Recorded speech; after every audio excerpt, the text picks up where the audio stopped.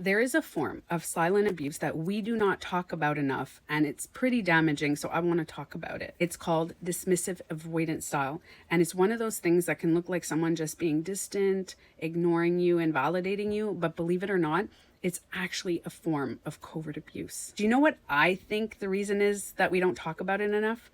I think it's because a lot of people just disguised it as being healthy, positive. It's like, I'm only going to be positive and I'm going to avoid any person or any situation that makes me uncomfortable. So dismissive avoidants don't use direct aggression.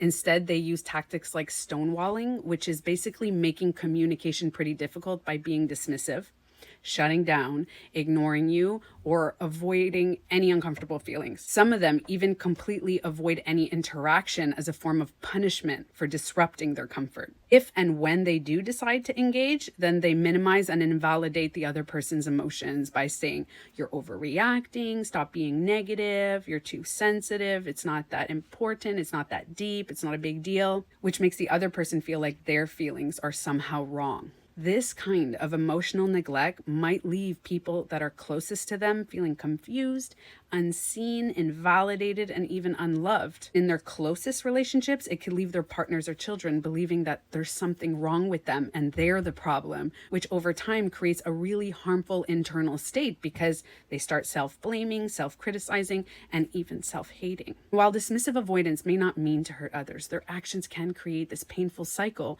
where the people closest to them keep trying to build this deep connection, but end up feeling shut out, they feel small, and often end up feeling not enough. So basically, they feel that they're responsible for not just their feelings and emotions, but also the emotions of the avoidant. Here's the tricky part though. People with dismissive avoidance style can be really unpredictable. So when they're in a good mood, everything is great, and their loved ones feel seen, they feel valued, and they feel this deep connection with them. But when they're feeling uncomfortable, tired, stressed, or randomly triggered, they become defensive, they become cold, detached, uncaring, and emotionally distant. So because one moment everything is fine and the next moment it's not, the loved one is left wondering, what did they say? What did they do? What went wrong? You may notice that people who are in relationship with dismissive avoidance may say things like, oh, we're good now, everything's fine, everything's resolved.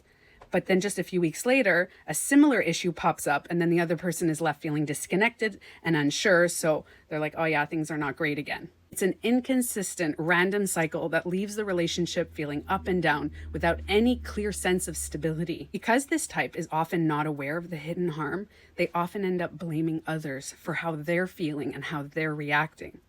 But it's still emotional abuse. And look, it's totally understandable why someone may avoid acknowledging this because the word abuse sounds harsh. It's hard to think of ourselves as a person causing harm. But here's the thing. Realizing that you're hurting someone, when you become aware of this, you can heal and you can change the pattern. So that doesn't make you a bad person. Where it gets problematic, though, is when someone becomes aware of the damaging impact of their behavior, but chooses not to change.